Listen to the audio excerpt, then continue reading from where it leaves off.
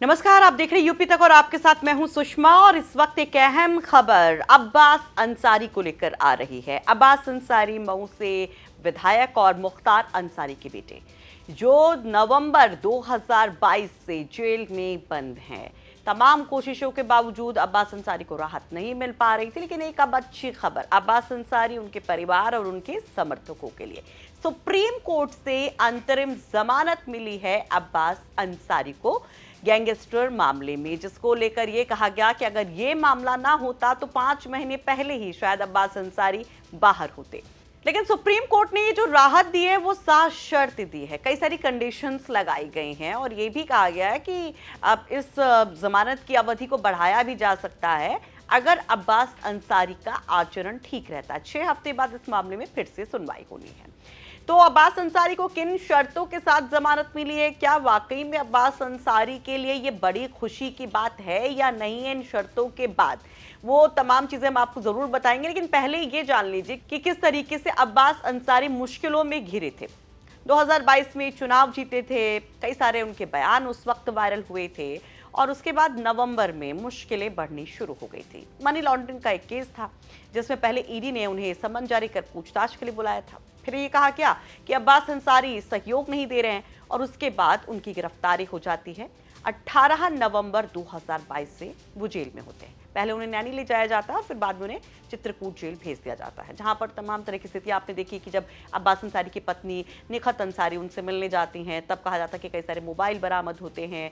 आप वहां पर बहुत सारी आपत्तिजनक चीजें पकड़ी जाती हैं और इस मामले में अब्बास अंसारी की पत्नी भी फंस जाती है, वो भी जेल पहुंच जाती है। अब्बास अंसारी की जेल बदल जाती है, कासगंज चलाए जाते हैं। इन सब के बीच में कोशिशें जारी रहती हैं कि अब्बास अंसारी को जेल से रिहाई मिल सके, जमानत मिल सके।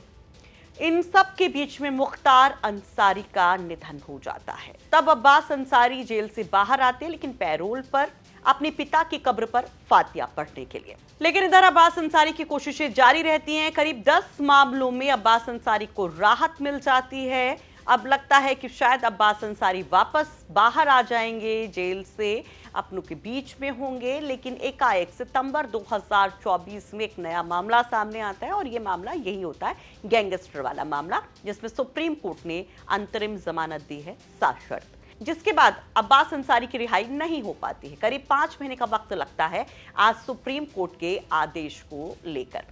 अब क्या शर्तें सुप्रीम कोर्ट ने लगाई हैं, जरा वो भी जान लीजिए। अंसारी को लखनऊ में अपने आधिकारिक आवास पर ही रहना होगा। दूसरी शर्त यह है कि वो जिला पुलिस प्रशासन और जिला कोर्ट की पूर्व अनुमति से ही अपने निर्वाचन क्षेत्र का दौरा कर सकेंगे।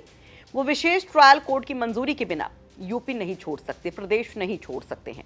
उन्हें विचाराधीन मामलों पर सार्वजनिक बयान नहीं देना चाहिए।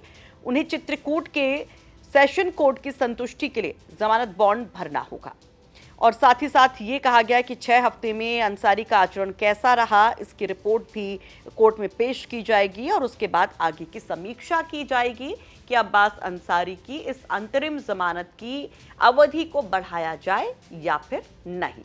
आपको बता दें कि कोर्ट में कपिल सिब्बल ने अब्बास अंसारी की पैरवी की। उन्होंने न केवल यहाँ पर अब्बास अंसारी की कासगंज जेल को लेकर अपना तथ्य रखा कि वो बहुत ज़्यादा दूर हो गए हैं अपने विधानसभा क्षेत्र से, बल्कि अब्बास अंसारी की कई उपलब्धियां, जिसमें उनका शूटर होना भी एक बड़ी उपलब्धि थी, उसका भी जिक्र किया।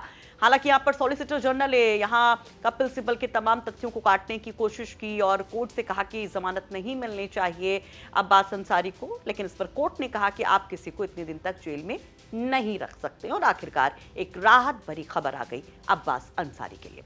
वैसे अब्बास अंसारी को जिस तरीके से सुप्रीम कोर्ट से ये राहत मिली है, इस पर आप क्या कहेंगे? कमेंट बॉक्स में अपनी राय जरूर रखिए।